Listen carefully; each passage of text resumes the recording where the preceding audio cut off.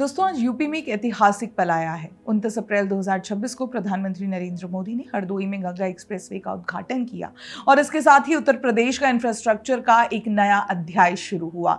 लेकिन अगर आप सोच रहे हैं कि ये बस एक और सड़क है, तो रुकिए, ये कहानी उससे कहीं बड़ी है। 594 किलोमीटर, 12 जिले, मेरठ से प्रयागराज, 36,230 करोड़ की लागत। ये यूपी का अब तक का सबसे लंबा एक्सप्रेसवे है। 6 लेन्स, जिसे आगे 8 लेन्स तक बढ़ाया जा सकता है। और इस पर गाड़ी चलेगी तो मेरठ से प्रयागराज का सफ़र, जो पहले 10 से 12 घंटे का था, अब सिर्फ 6 घंटे में पूरा होगा। ये सिर्फ समय की बचत नहीं है, ये पूरे पश्चिमी, मध्य और पूर्वी यूपी को एक धागे में पिरोना है। अब इस एक्सप्रेसवे की वो बात जो शायद आपने कहीं नहीं सुनी होगी और जो इसे ट्रूली यूनिक भी बनाती है। शाहजहांपुर के पास इस एक्सप्रेसवे पर एक 3.5 किलोमीटर लंबी इमरजेंसी लैंडिंग फैसिलिटी बनाई गई है, यानी एक एयर स्ट्रिप जहां भारतीय वायु सेना के लड़ाकू विमान उतर सकते हैं। ये डुअल यूज इंफ्रास्ट्रक्चर है, पीस टाइम में लॉजिस्टिक्स और ज़रूरत पड़ने पर नेशनल सिक्योरिटी का कवच। लेकिन दोस्तों, जो बात मुझे सबसे ज़्यादा इम्प्रेस करती है वो है इस एक्सप्रेसवे के किनारे की हरियाली, और वो भी कोई साधारण हरियाली नहीं है।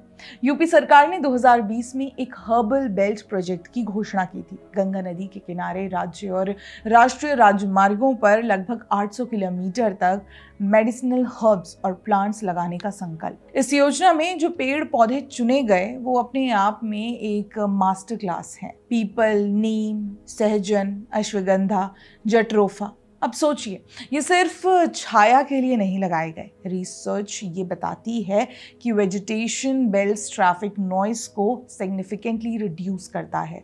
2000 में पब्लिश हुई एक पीर reviewed study, noise attenuation by green belt, ये मेंशन करती है कि 50 मीटर गहरी ग्रीन बेल्ट से नॉइज एटेन्युएशन 18 से 21 dB तक हो सकती है।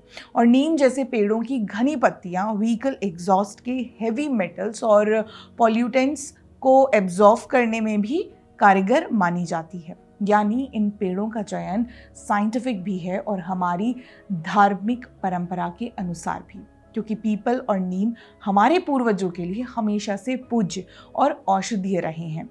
और ये औषधीय बेल्ट सिर्फ पर्यावरण के लिए नहीं है। जब ये पौधे पूरी तरह तैयार होंगे तब इनका उपयोग फार्मा इंडस्ट्री करेगी। और इत्तेफाक नहीं है कि इस एक्सप्रेसवे के किनारे फार्मा पार्क्स, टेक्सटाइल पार्क्स और आईटी पार्क्स बनाने की योजना भी सरकार की है। यानी जो जियोग्राफी इस एक्सप्रेसवे से गुजर रही है, वहाँ की जलवायु, मिट्टी और परिस्थिति को देखकर ये प्लांट्स डेलिबरेटली चूज किए गए होंगे ताकि वो ग्रो करें, फ्लॉरिश करें और आगे एक सस्टेनेबल फार्मास्यूटिकल इकोसिस्टम का हिस्सा बन सके। यही इस एक्सप्रेसवे की असली ताकत है। ये सिर्फ कनेक्टिविटी का प्रोजेक्ट नहीं, ये एक इंटीग्रेटेड इकोनॉमिक कॉरिडोर है।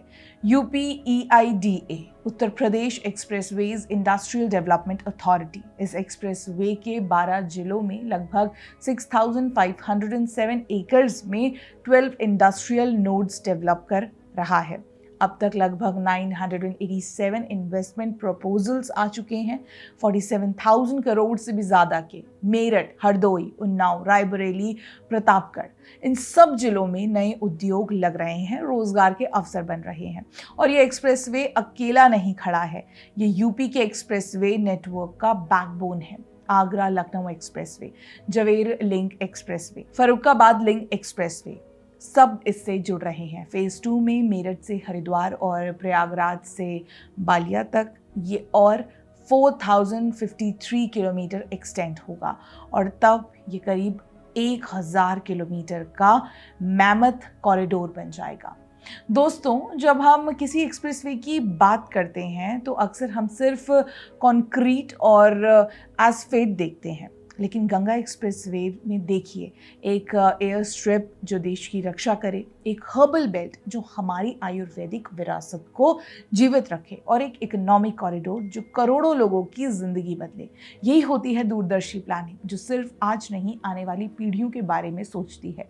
तो दोस्तों, अगर ये वीडियो आपको अच्छी लगे तो लाइक करें, शेयर करें और कमेंट में बताएं इस एक्सप्रेसवे के किस पहलू ने आपको सबसे ज़्यादा इम्प्रेस किया। मिलते हैं अगले वीडियो में, तब तक के लिए नमस्कार।